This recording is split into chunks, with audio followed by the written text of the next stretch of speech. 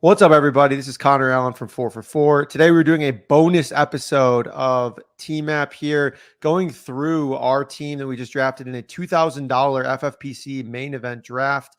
Joining me and my partner in crime during this draft, John Paulson. John, how you doing today? Connor, it's been fun drafting with you. We had this entry, and I wanted to draft with you because you and I talked quite a bit during the season, preseason, and we seem to think eye to eye or see eye to eye about a lot of players. And we've had a couple of, I wouldn't say dust ups, but disagreements. We had to kind of get our pick in and trying to figure it out. But besides this being the longest draft I've ever participated in, it's also been a lot of fun getting to know you a little bit better and getting to know your draft style a little bit better. Yeah, it's been an absolute blast. I agree with the getting to know each other a little bit better because obviously we talk a little bit, but when you have skin in the game, I think that it helps bring out the best and the worst of each of us in terms of putting everything on the line. And I think it's been a really good experience. I think you've talked me into a couple of guys a little bit more than I wasn't really super into. I think I've convinced you on a couple of guys to be somewhat interested in, and it's been a really good back and forth. And I think that's probably one of my favorite parts actually about having a partnership in general with these high stakes leagues is like talking through the process because there's so many guys you can pick. There's so many upsides and downsides of each player that like it's very easy to miss a few things. And I think, partnering with someone else really kind of helps explore that. Yeah. And so just to summarize, this is the FFPC main event, $2,000 entry.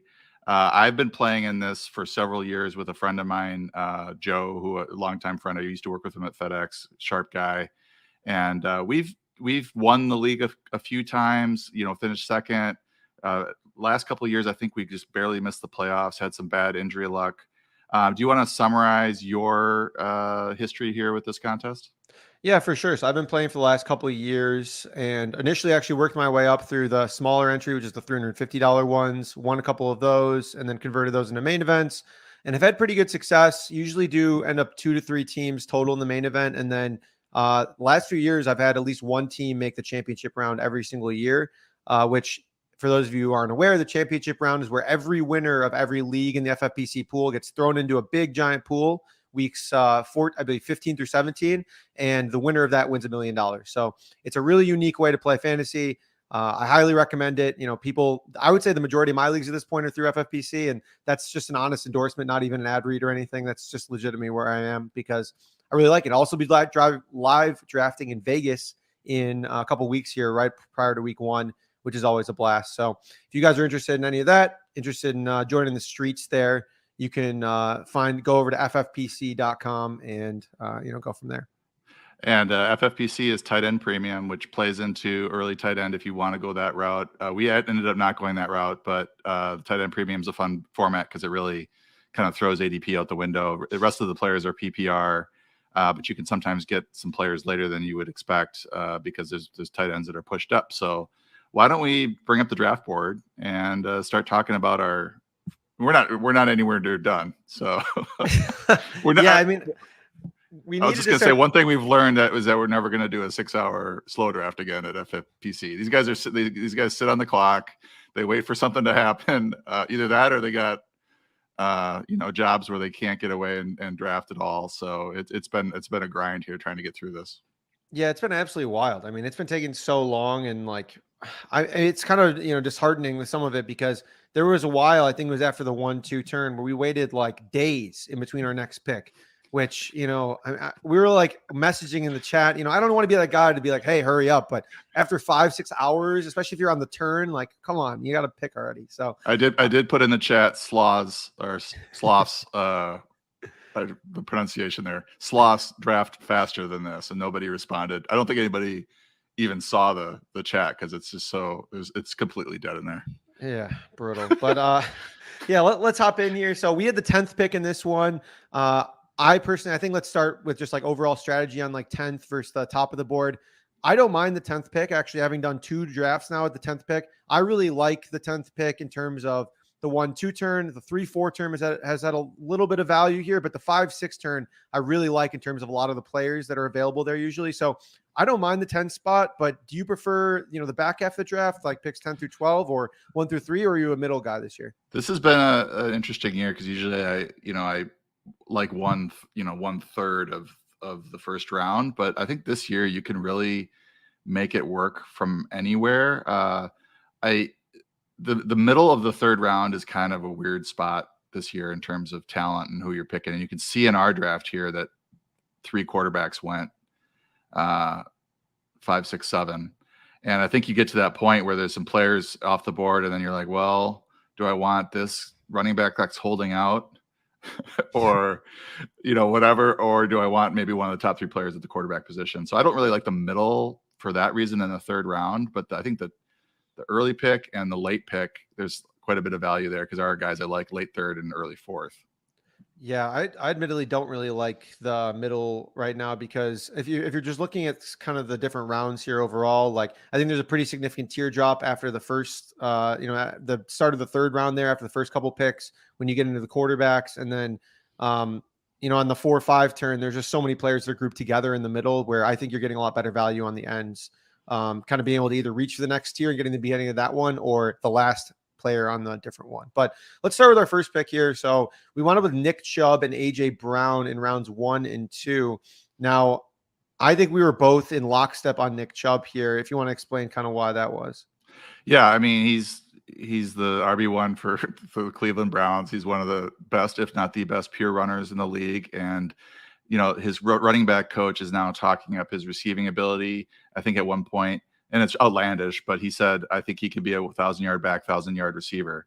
Like, we're not going to see that out of Nick Chubb, but if we get 35, 40 catches, he's in great shape, and he has even RB1 overall upside. So I think the pick here, the decision here that raised some eyebrows with my followers, Connor, and maybe you can discuss why we didn't take Bijan Robinson here instead of Nick Chubb. Yeah, I think that Bijan is a fine pick. I think I just have a lot more faith in Nick Chubb because the overall offense I expect to be significantly better than the Falcons. And then we're looking at a guy like Bijan where there are comments already about how Tyler Algier is going to play a role, and that honestly wouldn't surprise me. And then they're talking about him as like an offensive weapon. You know who else they talked about as an offensive weapon? Cordarrelle Patterson last year. And I mean, he was fine, but like he was just like they were putting him in the backfield and then rotating him into the slot, which can be okay. But if you're not going to pass a ton, like it really detracts from the value. So I don't think he's like necessarily a bad pick. It's just that I would probably take Tony Pollard over him as well, like they did at the 12 turn with Chicken Rich over there, taking Pollard out of Bijan. I think that honestly, both of those guys should go ahead of Bijan. Good old Chicken Rich. Tony Pollard, I like him a lot as well. We were thinking, with Chubb that, my thinking on it is that he has a similar ceiling as Bijan and a higher floor. And I just don't trust Arthur Smith after the whole Kyle Pitts thing to really use Bijan properly. Maybe he will. Maybe he'll feed him. Maybe he'll, get 350 touches and 70 catches and all that. But I'm just I was a little bit worried after that Tyler Algier, if he's hot, we're going to keep feeding him comment. That worries me a little bit. Yeah, imagine there's like four, the last drive of the game, fourth quarter, and you have Tyler Algier out there salting the game away just because he's been hot. What a disaster that's going to be. Fantasy managers are going to be tilting their faces off. So yeah, Nick. I was just going to say, coming back, we were thinking we might get a chance at Pollard there, and then we were one pick away, and we almost got Bijan there, which we would have been fine with at 203, right? But we were also thinking maybe receiver there. Yeah, and I'm kind of glad looking in hindsight at the way the board shaped out here because we really didn't like a whole lot of the wide receivers at the 3-4 turn. So if we had taken Bijan or Pollard, we would have been pretty stuck on maybe forcing a wide receiver with one of the picks at the 3-4 turn. So I liked how it turned out. I also really like AJ Brown, and kind of my point of view is that while he didn't necessarily have like a massive ceiling last year, we're looking at the Eagles playing one of the easiest schedules last year. Now we expect that to regress a little bit. Their defense was super overrated. Again, they played some of the worst quarterbacks in the league. They had barely any pass attempts in the fourth quarters in most games. So you give AJ Brown a little bit more pass volume. He's shown that he's a talent to kind of, enhance, elevate the room. So I'm interested in AJ Brown that if he can get a little bit more volume, that the ceiling is a little bit higher. So I think we're looking at what we got in wide receiver 7. I mean, he is easily top 3-4 upside if he can get just a couple more targets here. Yeah. And I think one thing, once we got our pick choices, we were discussing CeeDee Lamb, and you're just not as high on CeeDee Lamb as I am. And so this is just one of those things when you co-own a team is that you have to come to consensus on your pick. And so I'm fine. I don't feel strongly enough about the projection in that with Lamb versus Brown to get all hot and bothered about that pick at all. So I was happy with AJ Brown here. And I totally see your point about the Eagles maybe having to throw the ball more than what they did last year. Yeah, and that's my point. And then I think the Cowboys are just trending the opposite way there in terms of volume. You have Mike McCarthy coming in saying they, quote, want to run the damn ball. Like you have Kellen Moore leaving, who is one of the top 5 fastest in pace for, I believe, 4 consecutive years, top 10 in no huddle rate. I think we're just going to see an entire change of philosophy. Now, that being said, CeeDee Lamb's going to be fine. Like he's going to be good. Don't get me wrong. It's not like we're picking hairs here, at the top of the board. But, if we have 2 teams that I think are trending in terms of opposite directions, in terms of volume here, I kind of like a guy like A.J. Brown over CeeDee Lamb. But so we get into the late 3rd round, and we were kind of watching certain players. We were hoping maybe Calvin Ridley would fall to us, but his ADP has been climbing into that early 3rd round, so that didn't happen. And we were just kind of, I think you alluded to it before, we were a little bit worried about these receivers that are available at that 3-4 turn, and we ended up going with Ramondre Stevenson at 310. We got a little bit of a Ezekiel Elliott discount. This is days ago that we picked this, so I think this was the Zeke reaction that he was going late 3rd. And then, we did toy with the Lamar Jackson pick there, if I remember correctly, but we decided, looking at the ADPs in the main event, guys like Geno Smith, Daniel Jones are going 12th, 13th round. So it's really a setup where, format with this ADP that you can go late round quarterback really easily and be able to load up at other positions and then add a talented guy like Geno. And Geno, quarterback 6, I think, in most fantasy leagues. In this league, because it's 20 yards per point passing, he was actually quarterback 5 last year, adding the top rookie receiver as well. We're just really big on him. So I don't want to broadcast too much about that Geno Smith pick since we're talking about the 3rd round, but that basically made us pass on Lamar Jackson for Ramondre Stevenson. Then coming back, I don't think it was too much of a discussion with Aaron Jones, was it? No, I mean, I think that when I was going, I guess he was a guy though that I had to go over like your points and like why you're interested in him and then kind of go back to it because initially my take in the offseason, when I started doing my initial kind of look over every team was I was a little worried about the Packers offense, worried about Aaron Jones, which obviously because without Aaron Rodgers, it just things are going to look a little bit different. Then when I kind of circled back and over the offseason, I became a little bit more bullish on the Packers. The offensive line is still intact. You have Jordan Love playing with a potentially set of interesting receivers at this point. I think Christian Watson, Romeo Doubs, and Jaden Reed Jaden Reed are all very intriguing at this point. So like, I think the offense is going to surprise people. You're playing in a division with largely bad defenses for the most part. And so if he's able to, as long as the Packers offense doesn't completely stink, like I think that Aaron Jones will see plenty of work in the receiving game, see plenty of rushing work. So it's one of those things that I just had to kind of go back to and think about a little bit more because he wasn't on my initial radar. Yeah, and I would say that the Packers offense was pretty bad, mediocre last year, and he still put up RB9 numbers. And so that was my reasoning on that. Like, I think it'll be a mediocre offense again. Jordan Love seems like he's looking pretty good in the preseason. That's sort of developed as this draft has gone on over the weeks that has gone on.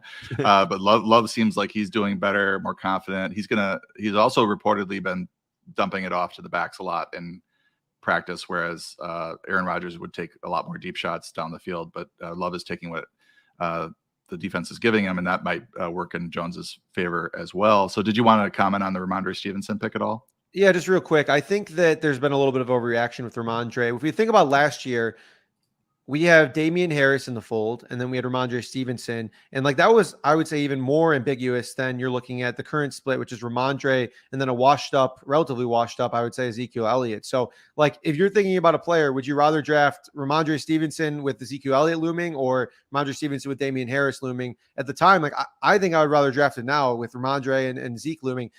Ramondre finishes the RB7, I believe it was last year, something like that. In overall, like I think that he's in a great spot here. Now the Patriots offense is a bit of concern, but I'm not really buying the reports that like Zeke's going to be used a bunch in the passing game. I think it's going to be kind of similar to what we saw last year, where maybe Ramondre doesn't score a ton of touchdowns, but his receiving usage is still pretty high, ends up returning value, and he's like a shoe-in, fringe RB1 or even better, like basically every week.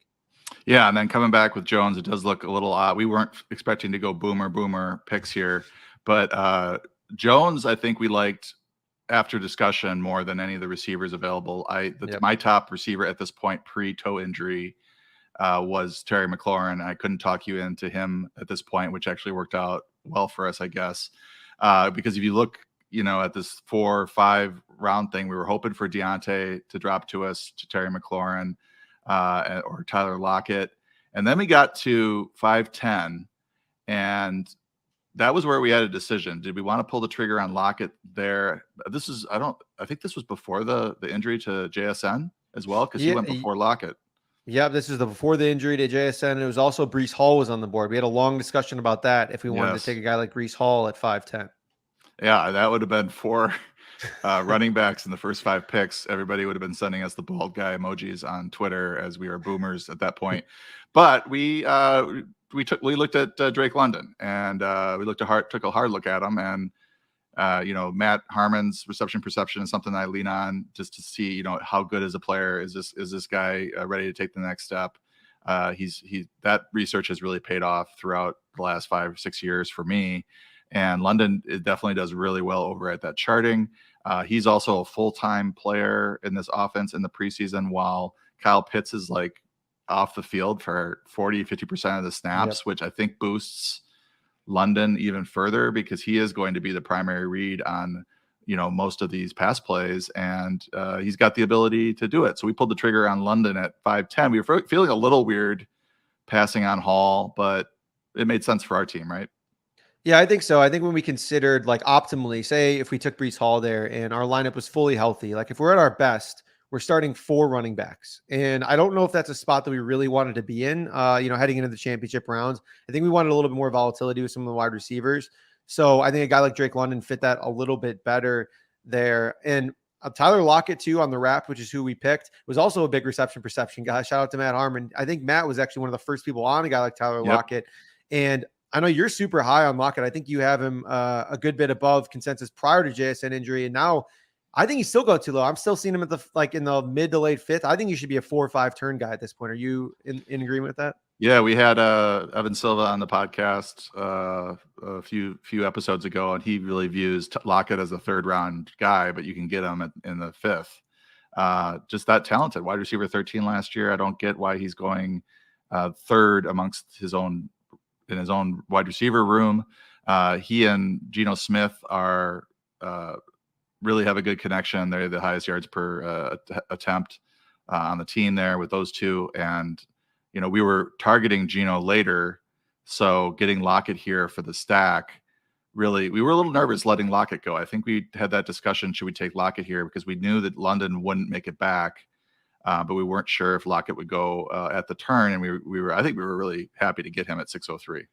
Yeah, I was pretty stoked too, especially because JSN went before him. I think that I was actually okay with either, because one of my philosophies this year was, at least prior to the JSN injury, was to take one of Tyler Lockett or JSN in basically every single draft I'm in the 6th round, because while I do prefer Tyler Lockett, I think the JSN down the stretch has a very realistic chance to be a major contributor. But I think overall that speaks volumes to the Seahawks offense and the passing offense in general, because I think we're going to see big things. And we are looking at a guy in Geno Smith who I think proved, especially early on in the season, was one of the best passers in the NFL according to EPA per play. Second half of the season, the splits are significant, but he also played against some really, really hard defenses. And I think that kind of was part of the noise with those splits, especially. So you give him more weapons, revamped offensive line a little bit. I think the Seahawks are in a great place moving forward. Yeah, and they can handle an injury now too. If Lockett or Metcalf gets dinged up, or JSN in this case, they still got 2 excellent receivers. But you just look at the draft capital being spent on Seattle receivers here: 302, 602, 603, and Geno is consensus quarterback 15, quarterback 16 off the board in the main event. It just doesn't add up. So math is our friend here, I think, in this situation. Yep, totally agree. So yeah, I think 5-6 turn was probably actually my favorite turn out of all of them that we had. And then 7-8 turn again was really good though. So I talked to you in a little bit to Pat Fryermuth, and I want to go over really quick why. So, Pat Fryermuth last year had pretty good splits with Kenny Pickett. And it's something that I actually noticed in the betting markets last year, kind of later in the season, because with Kenny Pickett, he played 9 games where he had over 50% of the snaps. In those games, he was averaging, I believe, over 7 targets, around 5 receptions per game. Was really, truly just crushing it. I mean, overall. So looking at a guy that saw a significant uptick in volume with Kenny Pickett, and now he out-targeted George Pickens in 8 of those 9 games, which was kind of a big point for you. Your pushback was, he'll be the 3rd option in a probably pretty low volume passing game, which totally makes sense. But I think I kind of viewed him as the 2nd option, and probably not the 1B to Deontay 1A. I think he's a pretty firm hold on that, but a pretty good number 2 option for them. So I mean, I think you've come around on it. Where are you at on fryermuth at this point? Yeah, I actually that conversation, that was one of the big benefits I think of co-drafting with you is getting into these discussions and finding out who you're really high on, because if you're going to pound the table for a player, it's for good reason. And like, I don't have the time to consume everybody's content at 4for4. Like we're putting out so much content from so many great people that for me to know who everybody's high on and why, it's tough.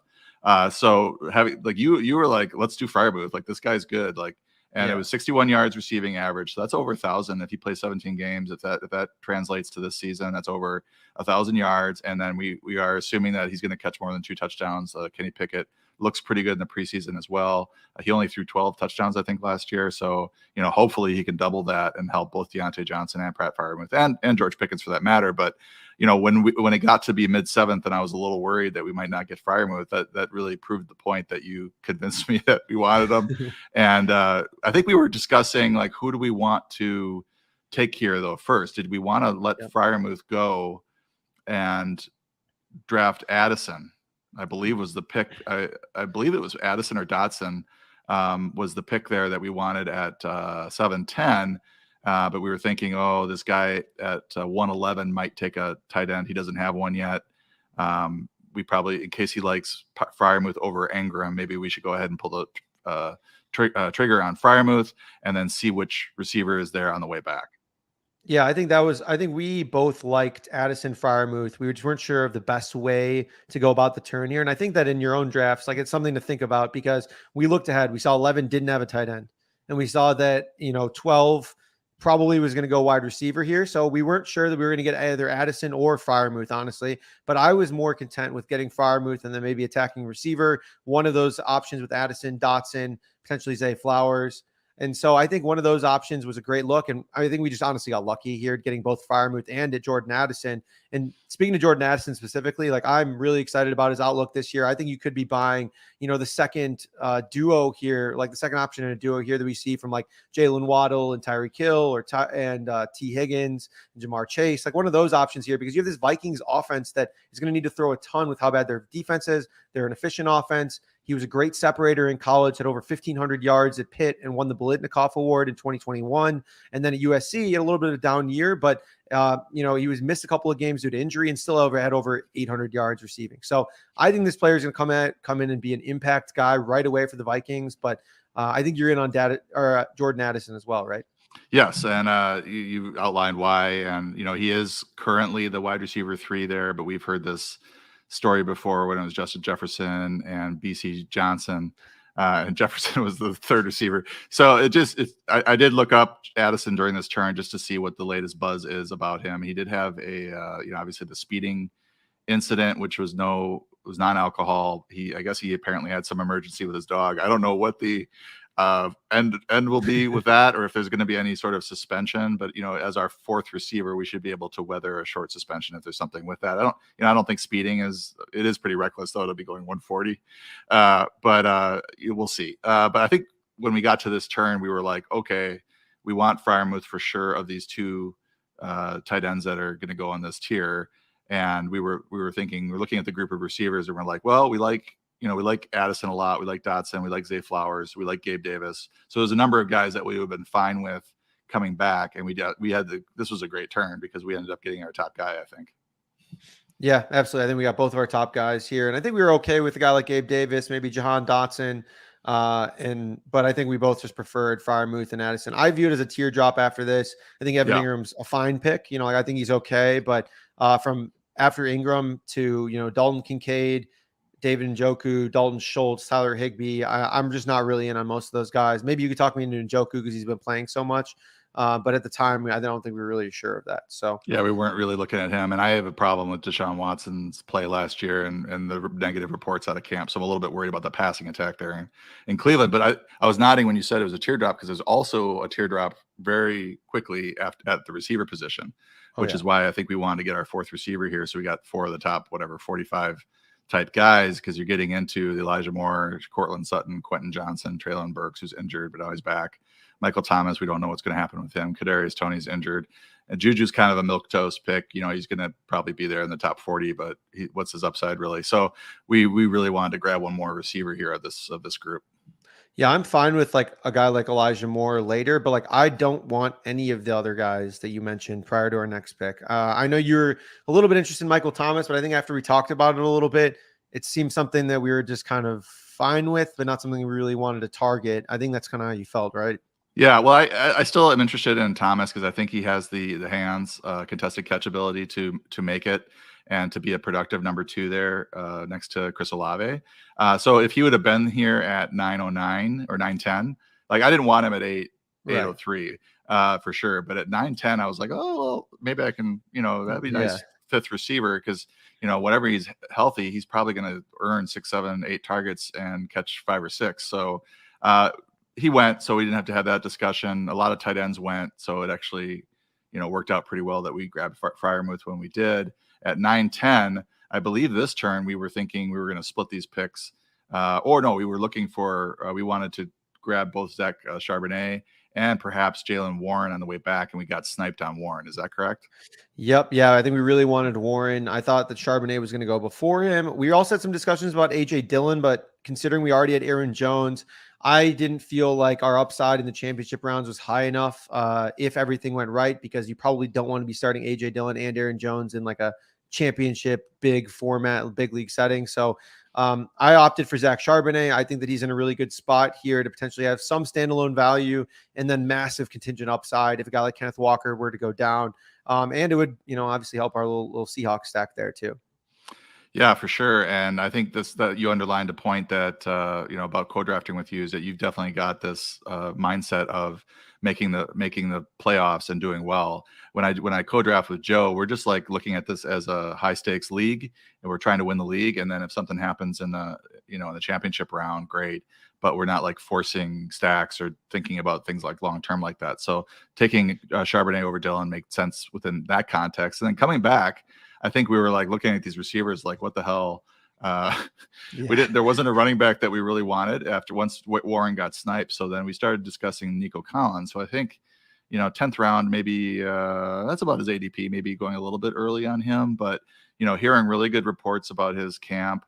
CJ Stroud, I brought up the reception perception quarterback guru there, Klassen, I think his name is. And he had a spreadsheet that just basically charted a lot of their games, the quarterbacks coming out of college, and Stroud had the highest accuracy across the board of all these guys, including the deep shots, and that will play into Nico Collins' hand, and he was doing pretty well. I think you maybe have a stat about, or maybe it was no, it was actually Daigle that has a stat. Collins, his targets per route run spiked to like 25% or something when Brandon Cooks sat out, so he was definitely the number 2 option there and became the number 1 option. We are hearing some stuff about Tank Dell, which is fine. He's not going to eat into Collins's work. And I think we've got a nice, quarterback for Collins for him to have a breakout season this year. Another player that Matt Harmon's he's not really super high on his route running, but he thinks that he can be that down the field, X prospect that he is there for the Texans. Yeah, Collins is interesting because right now we're seeing out of Texans camp that we're probably going to see Nico Collins, Robert Woods, and Noah Brown starting. That was what we saw in the preseason. So, I mean, there's been a ton of hype about Tank Dell, some about John Mechie, and I think that they'll probably get involved later in the season. But right now it seems pretty clear that Nico Collins is the number 1 option. As you mentioned, CJ Stroud was hyper accurate out of Ohio State and was, a really good prospect, I think, in a lot of ways. And so in this spot here, if the offense can be anything competitive, I think Nico has a great, ability to potentially do better. Also, offensive coordinator Bobby Sloa came in from the Kyle Shanahan tree, and I think could, provide some optimism for this Texans team here. Now, that being said, since we've taken this pick, the Texans offensive line seems to kind of be crumbling a little bit, and I have definitely some concerns there. But yeah, we'll see. It just might be one of those things where we don't need to start a guy like Nico Collins, but if he's seeing some decent target share, maybe the Texans offense clicks mid-season, late season, and gives us a little push at the end there. But he's our wide receiver 5, so we don't need anything right away, which is pretty good place to be in, I think. Yeah, breakout receivers you can draft in this 10 to 15 range and bench them until they're proving themselves to you, because right now you don't feel comfortable starting Nico Collins week 1. We were also discussing, I think, Rashad Bateman. Talented receiver, another reception perception favorite, just coming off the injury. Odell Beckham there, Zay Flowers there. We just decided that Nico Collins' role, I think, was a little more secure. I think that was the discussion there between those two.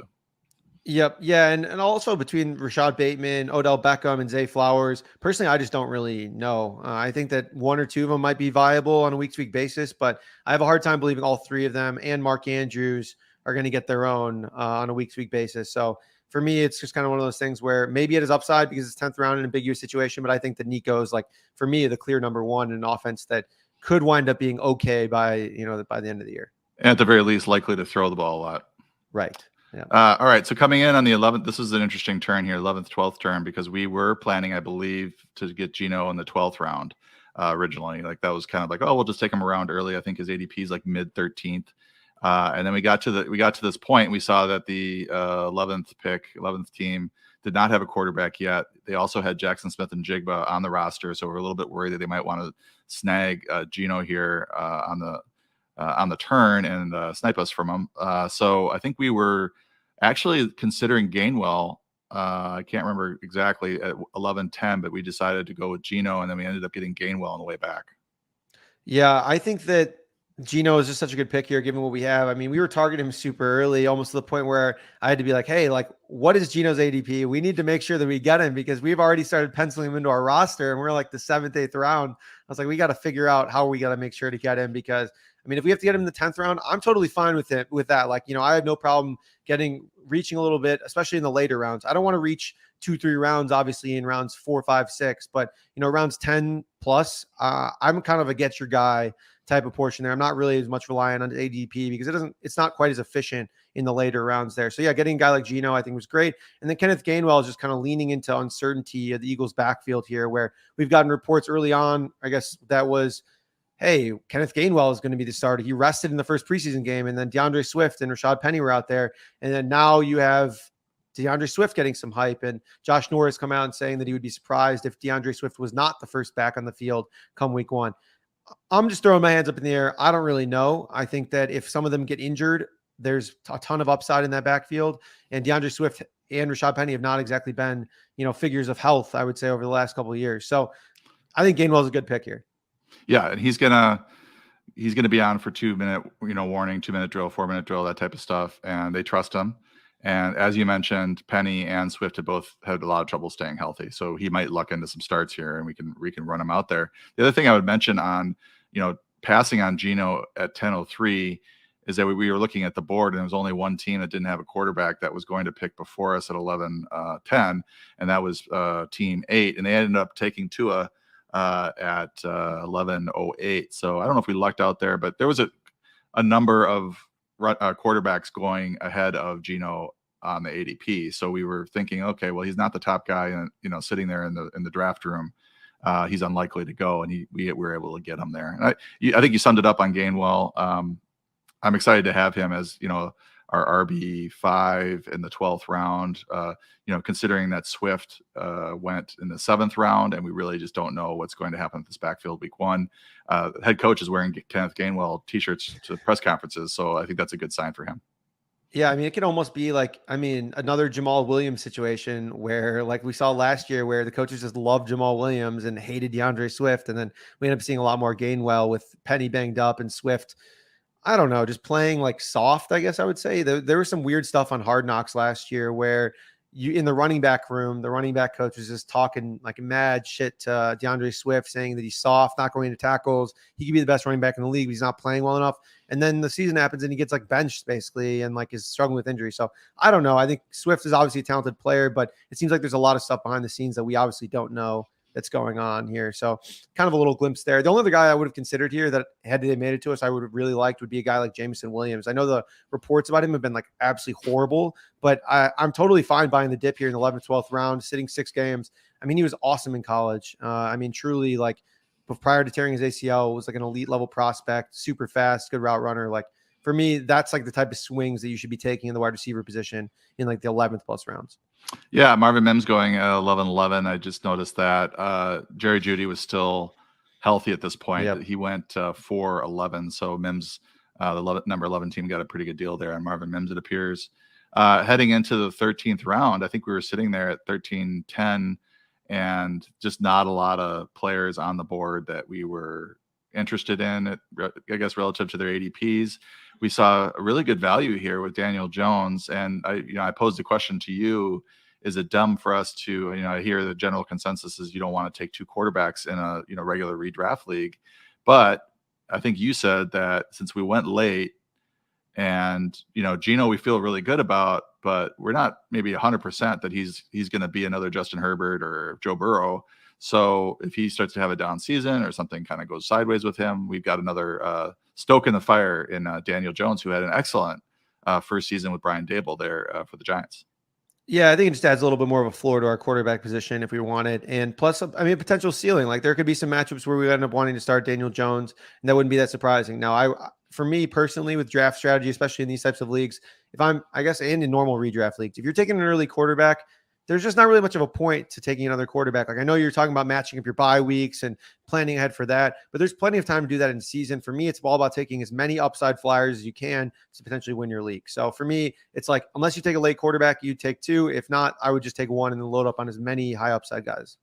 So we're sitting with 5 receivers at this point, 5 running backs. And I think coming back, I just suggested Isaiah Hodgins, and you were like, I'm down for that. I don't know if this was the day that you went to the Brewers game and might have been a couple cocktails in and didn't feel like discussing it.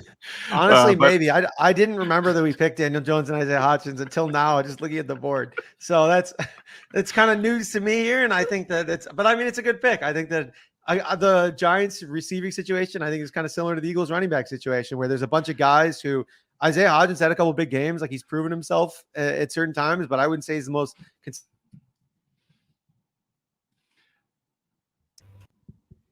Mike. Yeah, I think Mike just went out. Yeah, can you hear me now? I can. All right. So I would just say on Hodgins, he did. There was a 7-game span there late last year where he had caught 34 or 44 targets for 358 yards, 51 yards per game, 5 touchdowns. So he was a red zone option for Daniel Jones.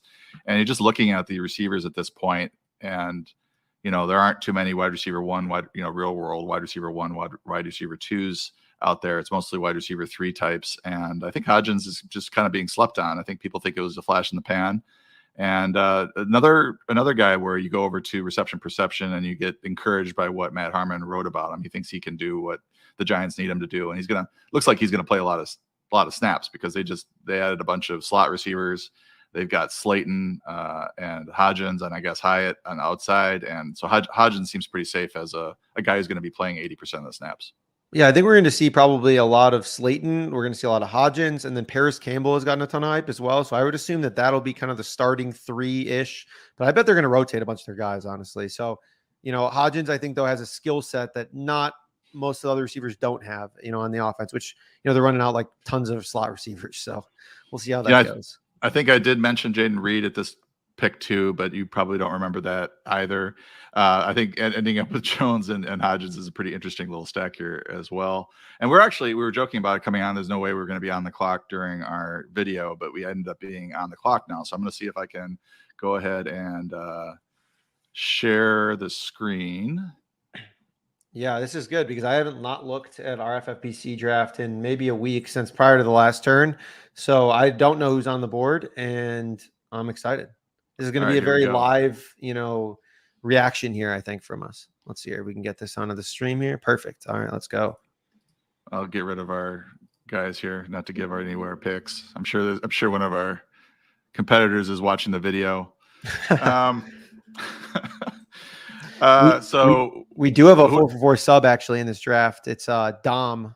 He's like a high stakes grinder. He's team number 3 actually. So okay, well he's not right by us, so that's good. Yeah, it's not a big deal. All right, so what do we think? We have 1 tight end. There's just not a lot. Ferguson got sniped a while ago. He went off the board a while ago. We were like, damn. Yep. There's not. Yeah, you really wanted him. Couple starters: Tyler Conklin, Hayden Hurst, Zach Ertz coming back from the ACL seems to be on track to play. Cade Otton is a starter. Anybody here jump out at you at this point in the draft, or do you want to look at the other positions?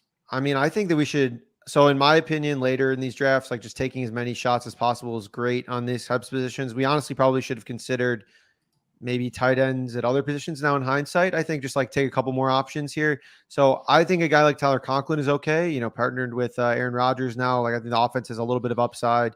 So, and he was good at times. Like I think that's certainly viable. Hayden Hurst, same as I think was playing a good amount. And I'm not really excited about the Panthers offense, to be entirely honest. I think that I'm pretty, I would say, bearish on the passing game at this point, considering what I've seen in the preseason, and the receiving options are, I would say, arguably the most overrated in the league, with Adam Thielen's yards per run declining 5 straight years and DJ Chark posting 2 of the worst open scores in Matt Harmon's reception perception history over the last 10 years last year. So, I mean, just don't know who Bryce Young is going to throw to with a banged up offensive line and those options. So at receiver, there are some interesting names out here. Tank Dell, Donovan Peoples-Jones looks like he's going to be playing in 2 receiver sets for the Browns. Yep. Is there anybody? Michael Justin Wilson Ross, as we were talking, just made the roster for the Chiefs. Oh. Yeah, which was, I think, a big question, because everyone has been talking about how good he is, and he was a standout receiver at Clemson. I mean, there was legitimate hype about him potentially being a first-round pick at one point in his college career, and then obviously had a bad second year, and then just brutal injury history, and no one would touch him, and then he went undrafted. So I think that's fine. I tend to lean away from a guy like DPJ in this format, because he's just he's going to be really volatile. He's going to have some big games. I just don't know if we're going to be in a position to start a guy like him. Yeah. Yeah. So it's kind of just like a little bit of roulette there, if we do start him, and hope for the best during a bye week or something like that. I just prefer guys like Justin Ross. Almost certainly has a lower projection, almost certainly has a lower median projection than a guy like DPJ. But if he finds his way into starting the role, like, his upside is, I would say, significantly higher than a guy like DPJ on a week-to-week basis. All right. So at running back, there's some guys. One guy I had in the room before was Joshua Kelly. He broke off a long run in the preseason. Looks like he's going to be the RB2 behind Austin Eckler. He's getting a little bit older. I think this is kind of where in drafts here. What round are we in? 15th round, where you're looking for some high upside lottery tickets. I think he strikes me as one that could fit that mold. Maybe Clyde Edwards-Helaire. Anybody else jumping out at you? No, I think both those guys are great options. I think that, like you said, it's like their value, I mean, is basically zero right now, but if something breaks their way, they have massive upside and would be the number 1 waiver wire claim, by a lot in most leagues. So, yeah, I think that Joshua Kelly's a solid look as well at running back. CEH is fine as well. I don't know where you're at on the Indy situation. I'm kind of just staying away, because I think it's kind of a waste. Even if these guys do start, the offensive line is going to be mid. The passing game is going to be garbage. I don't know. I mean, I already bet on the Colts to be the worst team in the league. So I'm a little bit more biased, but I just really don't see it with that offense outside of Anthony Richardson's rushing upside, which I can only carry an offense so far. Yeah, it's really hard to say what's going to happen with Taylor. I mean, there's probably still a 30-40% chance that he's kind of forced to report and play for the Colts, and he's going to be disgruntled and probably in and out of the lineup. Let's say he does get traded. My bet would be on Zach Moss, just because late last year they were giving him double-digit carries. I think he had 20 carries in one of the games late last year. But Deion Jackson looked pretty good last year. They've got Evan Hall, who I know people really like as a receiving back. So I would think most of the rushing touchdowns, or a good portion of them, are going to be scored by Anthony Richardson. That's one reason that I was kind of down on the whole Jonathan Taylor season anyway, and now it's just kind of spiraling out of control. So I'm sort of staying away. We did grab Zach Moss at 2012 in the other FFPC main event draft I did, so just has one little share of him there. And I also added Rico Dowdle, because he looks like he won the RB2 job for the Cowboys. So I think we have a few viable lottery tickets here at running back, but I'm not sure how you want to handle this turn. We could go any number of ways. I don't know that we need a backup tight end, but it is tight end premium, so it would be nice to have somebody decent. Yeah, I honestly, I don't know either. I mean, maybe. Yeah, I think this is kind of tough, because I think all of these are actually pretty viable here. Like all of the options you put on the board. I think it just depends on positionally which ones we value the most. I would say probably not doubling up on any of them. So probably one of each here at the turn So I don't know. Do you have a favorite in this bunch? I think I would, lean towards either Kelly or Dowdle.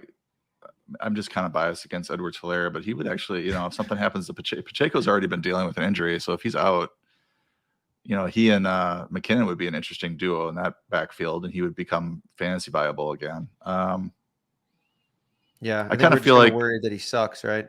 Right. If you like I think one of these three running backs will be there on the way back. If you wanted to pass on that and draft somebody that you like from up here, that might be doable. Yeah, you know what? I don't have any Justin Ross, so I'm like pretty into that. Or I have a little bit in like best ball, but yeah, I know it's rich. But it's I think the big thing people were waiting on was for him to make the team, and so he made the team, which is good. And yeah, so I'm into it there. I think we can go Conklin if we want another tight end there. I think he probably has week-to-week touchdown upside. Don't know if he really has like real upside, if that makes sense too. So, you're probably looking at, maybe 3-4 catches, 40 yards and a touchdown on his good days. That's kind of what I would anticipate. Yeah. Yeah. And I think with Rodgers, that makes Conklin more viable. You mentioned that earlier. He does like to throw to his tight end. Conklin was solid last year with Joe Flacco. I believe it was better with him than with Zach Wilson. I put Curtis Samuel in here as well. Really talented player, third option there for Washington. But, you're looking at Justin Ross's ADP is 226. You think that climbs a lot now that he made the team? Yeah, I think that he'll probably start going around here. Any Patrick Mahomes option is like, who else from Kansas City is even left at this point? Are they all gone? MVS, the starter. See, that's what I'm saying. Like MVS is such a scrub. Like these guys are like terrible. Like MVS, Sky Moore is like he's been getting a little hype. Kadarius Toney, that's just like a joke to me at this point. After the Super Bowl, where they're like, oh, we have like 10 plays drawn up for him, and we're gonna like get him the ball every time, and he plays like 2 snaps. Come on, like what the hell? All right, so let me put it to you this way: do we need to take a second tight end, or do you want to try to go running back, wide receiver at this turn? Let's go running back, wide receiver. All right, so let's just do that. Let's knock out our 2 tight ends for now.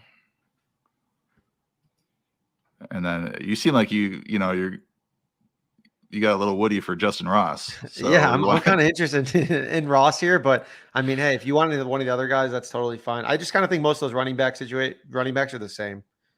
Okay, so let's I would probably in a vacuum, I probably would go either DPJ or Curtis Samuel over Ross, because this seems like this Justin Ross thing is never going to happen. But I'm willing to bet on it here. The other option would be to draft your favorite running back here, and then we'd probably be able to get Ross on the way back. You think? Yeah, but if you think like team 11 and 12 are thinking like you, then I'm okay going with Ross here. One of their names is Chicken Rich, so it's a good day to get rich if you draft Justin Ross. So all right, we'll go Justin Ross. This will be a talking point throughout the season. We'll see how many times we start Justin Ross, but then we'll probably nab one of these running backs on the way back. Yeah, when he plays like 5 snaps the first 3 weeks combined, you can at me on Twitter and be like, we wasted this pick and should have picked whichever one of these guys that ends up being good. All right, there you have it. We are now through 15 rounds of this draft. I'm assuming that this will be done by the start of the season, but no guarantees, right? I would love for us to get like our clock reduced. I know they start doing that, I think, the week of the season. So maybe we'll get to that point where they lower it to like a 2-hour clock and then a 1-hour clock. So we'll get through it, but it's going to be a long haul. All right. Thanks for listening, Connor. Thanks so much for drafting with me. It's been a lot of fun, and we'll see you next time on the Most Accurate Podcast.